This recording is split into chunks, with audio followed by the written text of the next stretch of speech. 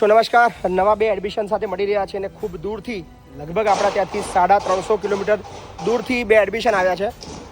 અને ક્યાંથી આવ્યા છો બેટા? વલસાડ જિલ્લાથી. વલસાડ જિલ્લાથી. શું નામ છે બેટા તારું? બિપાશા પટેલ. દિયા પટેલ. બિપાશા કોણ છે તારા ઘરમાં બેટા? મારા મમ્મી એન્ડ ભાઈ છે. પપ્પા નથી? પપ્પા કેટલા વર્ષ થયા? 8 વર્ષ થયા છે. 8 વર્ષ થઈ ગયા, એક્સપાયર થઈ ગયા છે. સો બિપાશા ખૂબ હોશિયાર છોકરી છે. બિપાશાના ધોરણ 10ની અંદર 88% આવ્યા છે. અને દિયાના 91% છે અને એમને કરવું છે સાયન્સ.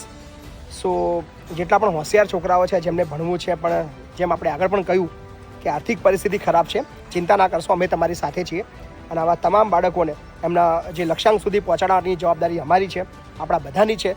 સો આપણી આખી સોશિયલ મીડિયાના તમામ ફોલોવરના સહકારથી આપણે આ બંને દીકરીઓ જે વલસાડની છે એમની જિંદગી બદલવાની છે.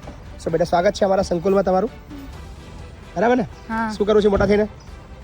મારે નોકરી કરવી છે. નોકરી કરવી છે. શેના માટે નોકરી કરવી છે? મારા મમ્મી પપ્પાને સારી જિંદગી. તકલીફ બહુ વધારે છે અત્યારે ઘરમાં? ના, પણ એટલી તકલીફ ના પડવા જોઈએ જેટલી અત્યારે પડે છે. અત્યારે પપ્પા કામ કરે છે? શેમાં કામ કરે છે? હમણાં દૂર ગયા છે. દૂર ગયા છે કામ કરવા? હા. તારે તો બેટા પપ્પા છે જ નહીં, મમ્મી કામ કરે છે? હા, મમ્મી પાલનનું કરે છે અને થોડી ખેતીવાડી. ખેતીવાડી કરે છે? જાતે કરો છો ખેતીવાડી? મજૂર લઈને કરી લે. બાપરે, વલસાડમાં.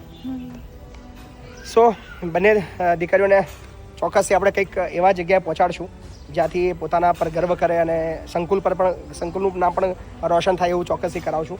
સો થેન્ક યુ, સ્વાગત છે તમારું. મળીએ છીએ. અને આવા તમામ બાળકોને નીચે આપેલા એડ્રેસ પર મોકલી આપજો. રહેવાનું, જમવાનું, ભણવાનું, ટ્યુશન, ચોપડા, સ્કૂલ બેગ, યુનિફોર્મ બધું નિઃશુલ્ક છે. બધું સોશિયલ મીડિયાના માધ્યમથી. ધન્યવાદ.